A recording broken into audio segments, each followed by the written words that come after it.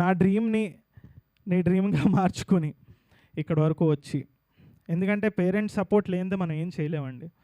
ఈ ఈ జన్మనిచ్చింది నన్ను కనిపెంచి ఈ ప్రపంచాన్ని కనిపించేలా చేసిన మా అమ్మకి thank you so much.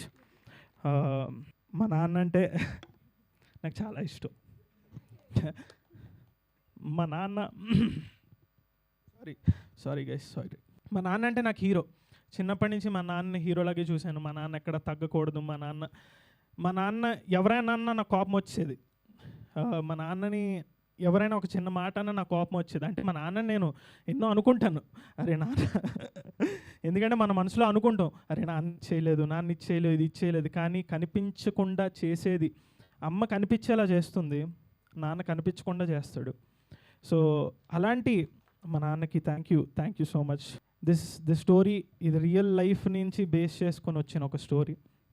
So దానికి మీరందరూ కనెక్ట్ అవుతారని, మీరందరూ చూసి ఆదరిస్తారని. జనాలు థియేటర్స్కి రావట్లేదు అని చాలామంది చెప్తున్నారు. ఆ థియేటర్స్కి వచ్చేలా చేస్తామని కోరుకుంటున్నాము.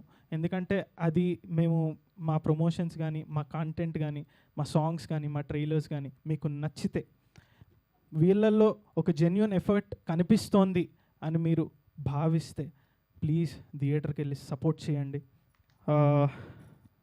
రాఖీ గారు అదే అందుకనే వస్తున్నాను. నాకు రాఖీ గారు ఇలా నోవోటెల్లో ఒక రోజు కలిసి ఈ రాయవలస అని ఒక కథ చెప్పారు.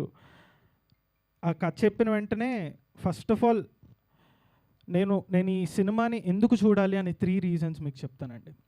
ఎందుకంటే అందరూ చెప్తారు, అందరూ సినిమాలు చేస్తున్నాం, అందరూ ఈ జర్నీలో ఉన్నాం, అందరూ రావాలని కోరుకుంటాం. 3 reasons to watch Rayavalasa is, first thing కథ నిజ జీవితాల నుంచి ఇన్స్పైర్ అయ్యి ఒక రాజు రాణి అనే కథని మాకు రాఖీ గారికి థ్యాంక్ యూ. అండ్ ఆ రాజు రాణి కథని మీరు అందరూ చూసి ఆదరిస్తారని, వాళ్ళ ఎమోషన్ని ఆదరిస్తారని అండ్ కనెక్ట్ అవుతారని కోరుకుంటున్నాను. అండ్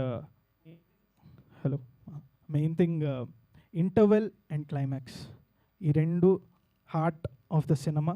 ఇది మీకు నచ్చుతుంది అని నేను నిజంగా హార్ట్గా మనస్ఫూర్తిగా అనుకుంటున్నాను, నచ్చుతుందని గట్టిగా బిలీవ్ చేస్తున్నాను. Second, songs.